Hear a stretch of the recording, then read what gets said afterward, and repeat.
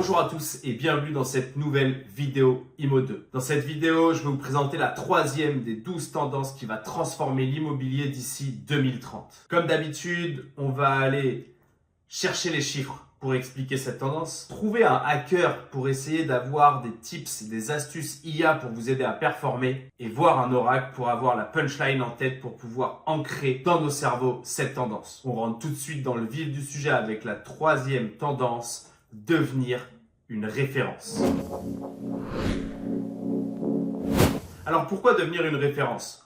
Tout simplement parce qu'on l'a vu dans la première tendance, la chute du trafic de vos sites internet va être réelle. Pourquoi il va y avoir une si grosse chute? C'est tout simplement parce que les réponses de l'intelligence artificielle prennent de plus en plus de place. Quand un internaute tape une recherche sur Google, maintenant, on va de temps en temps lui afficher une réponse avec l'IA au-dessus des publicités et au-dessus des résultats de recherche. Et ça fait chuter le taux de clic de 34,5%.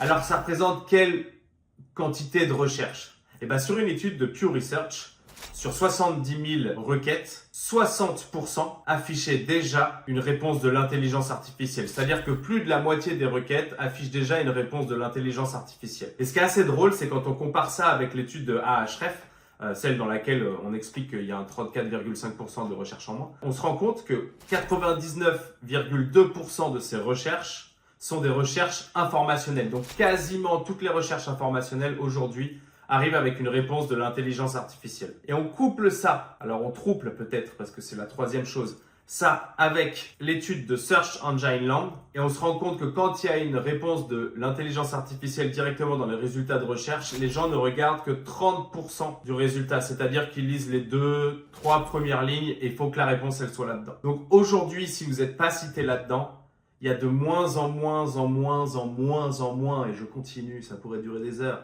de chances que vous soyez référencé sur Internet. Qu'est-ce que ça veut dire? Ça veut dire qu'aujourd'hui, le référencement, il a changé. On parlait du SEO. Le SEO, c'est le fait d'être référencé sur les moteurs de recherche.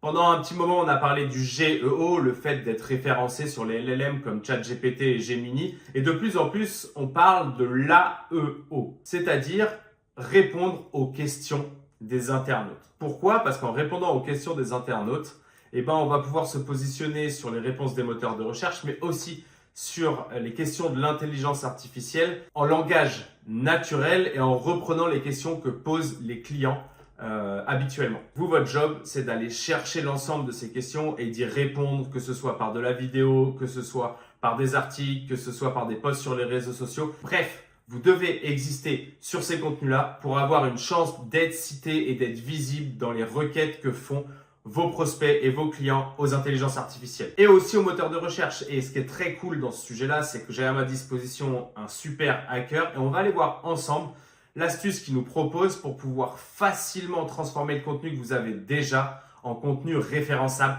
par les IA. Alors, comment optimiser vos contenus pour ChatGPT grâce à ChatGPT? Je trouve l'idée assez intéressante et je vais vous montrer comment adapter si vous écrivez des articles ou si vous avez l'habitude de partager du contenu, si vous avez un blog, un site ou peu importe. Comment vous pouvez transformer votre contenu pour qu'il soit hyper adapté à ChatGPT. Là, je prends un article que nous, on a rédigé sur Imo2 il y a quelques jours qui est « Trouvez votre nombre d'or et atteignez vos objectifs dans l'immobilier » où on explique une méthode efficace, complexe mais qu'on simplifie pour vous aider à réaliser vos objectifs. C'est un article qui est écrit comme tous les articles qu'on écrit, qui va être plutôt bien mais pas forcément hyper adapté à ChatGPT et surtout à la lecture de l'intelligence artificielle. Je lui demande quelque chose de simple, audite mon site à l'adresse, l'adresse en question pour de l'AEO, donc de l'Answer Engine Optimization, qu'est-ce qui manque et dis-moi précisément quoi corriger. Je l'envoie, ChatGPT répond assez vite à ces questions-là. Il recherche rapidement sur le web pour voir mon site internet et pour avoir des infos sur l'AEO.